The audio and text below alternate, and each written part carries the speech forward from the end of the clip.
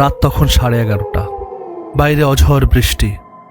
ঝড়ো বাতাসে জানালার কাচ থরথর করে কাঁপছে। হঠাৎ করেই বারান্দা থেকে ভেসে এলো একটা শব্দ, ইজি চেয়ারের কর্কশ কোকিয়ে ওঠা, যেন কেউ ধীরে ধীরে দুলছে কিংবা বসে আছে। কিন্তু বাড়িতে তো আমরা দুজন ছাড়া আর কেউ নেই। আমি স্তব্ধ, ভাবিও নিশ্চুপ। এমন সময় বাতাসে ভেসে এলো এক অচেনা আতরের গন্ধ, কেমন যেন পুরনো মাজারের মতো গা মশলা মেশানো গন্ধ, যা কয়েকদিন ধরেই শুধু রাত হলেই ভেসে আসে ঠিক এই সময়টাতেই। আমরা চুপচাপ দাঁড়িয়ে নিঃশ্বাস ফেলার সাহসটুকু হারিয়েছি। হঠাৎই শোনা গেল এক গা ঘিন ঘিনে নিঃশ্বাসের শব্দ, যেন কেউ পাশেই দাঁড়িয়ে হাঁপাচ্ছে। শব্দটা ঠিক মানুষের মতো নয়, যেন ভেজা ফুসফুস থেকে উঠে আসা অশরীরের শ্বাস। আর তখনই চোখ গেল জানালার কাচের দিকে। বিদ্যুতের ঝলকে কাচে স্পষ্ট ছায়া, কেউ দাঁড়িয়ে আছে, মাথা নিচু, হাত ঝুলে পড়া, নড়ছে না, এক দৃষ্টিতে তাকিয়ে আছে আমাদের দিকে। আর সেই তাকানো যেন বুকের ভেতর ধাক্কা মেরে কিছু একটা ছিঁড়ে নিয়ে যাচ্ছে। সেদিনের সেই ভয়ঙ্কর রাত, আমাদের জীবন আর কখনো আগের মতো ছিল না।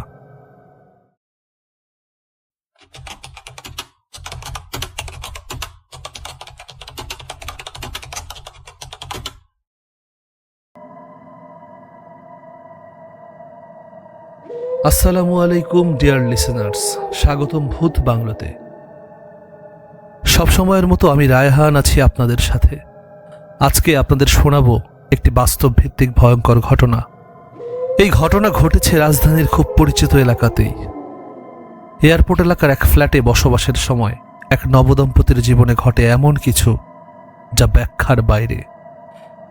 ঘটনাটি পাঠিয়েছেন স্বয়ং এর ভুক্তভোগী, আর তাই এতে ভয় আছে, অন্ধকার আছে, আর আছে এক শীতল সত্যের স্পর্শ।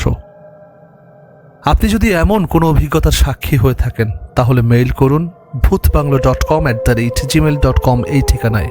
চাইলে নিজের কণ্ঠে রেকর্ড করেও পাঠাতে পারেন।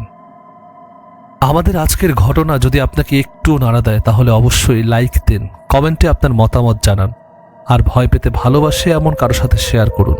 আর হ্যাঁ, সাবস্ক্রাইব করে পাশে থাকুন, কারণ এখানেই বলা হয় ভয়ঙ্কর বাস্তবের নিঃশব্দ কাহিনী। চলুন ঘটনা শুরু করা যাক।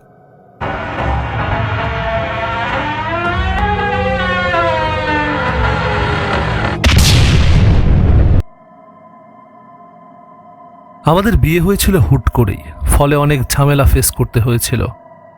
হাজবেন্ডের এক বন্ধুর মাধ্যমে আমরা প্রেমবাগানের তেঁতুলতলা বেকারির পাশের গলিতে 4 তলা এক বিল্ডিংয়ের 3 তলায় উঠি, একজন পরিচিত ভাবির বাসায়। তার নাম জিসা আর তার স্বামীর নাম জনি।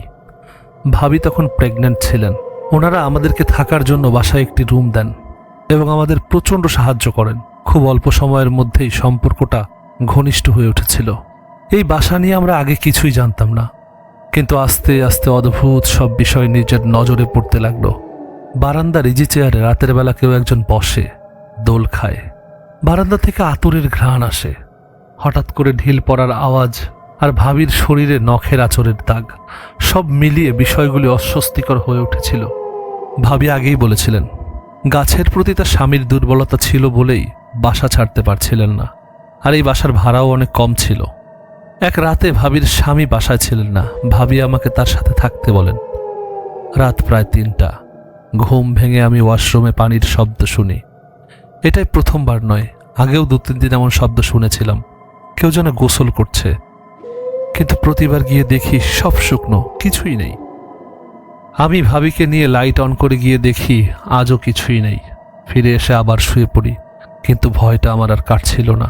এটা তো স্বাভাবিক নয়, এই ধরনের কিছু যে আছে সেটা বুঝে গিয়েছিলাম। এই বাড়ির সামনেই ছিল একটা পুরনো মসজিদ, আর তার পাশে বিশাল একটা মাঠ, যেখানে 2টো বড় বড় তাল গাছ দাঁড়িয়েছিল নির্জন পাহাড়ির মতো। আমি 2জন ছাত্রী মিম আর শিলাকে পড়াতাম সন্ধ্যায়। একদিন সন্ধ্যার একটু আগে আকাশ একদম অন্ধকার হয়ে গেল।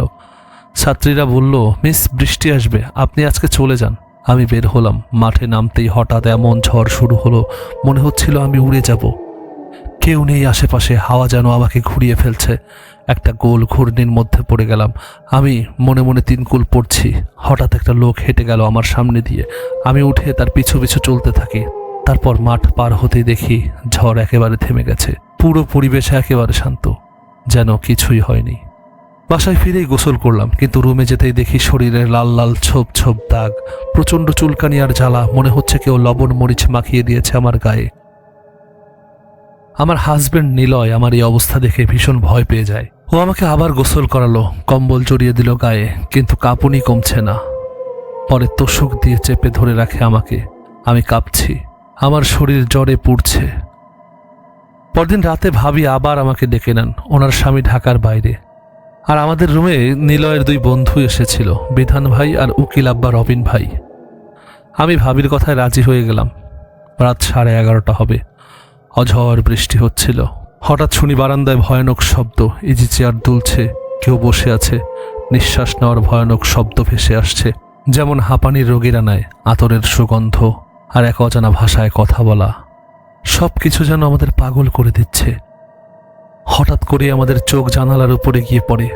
বিদ্যুতের চমকে স্পষ্ট দেখা যাচ্ছে জানালার গ্লাসে কেউ দাঁড়িয়ে আছে, এক ভয়ঙ্কর অবয়ব।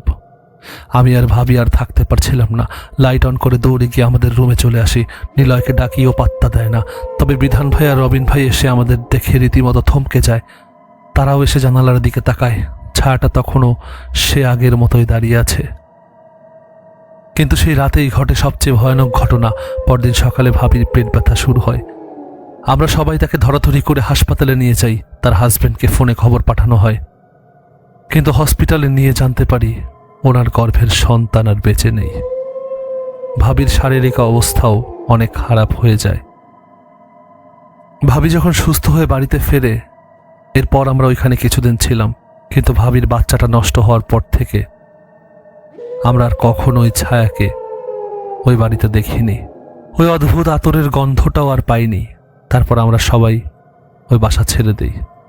কিন্তু আমরা ওই এলাকা ছেড়ে যাইনি। আমরা নতুন বাসাতে উঠি, কিন্তু সেখানেও যেন বিপদ আমাদের পিছু ছাড়ছিল না। আমাদের নতুন বাসাতেও ঘটেছিল এক ভয়ানক ঘটনা। সেই ঘটনা শোনাবো অন্য একদিন। ভালো থাকবেন, সুস্থ থাকবেন।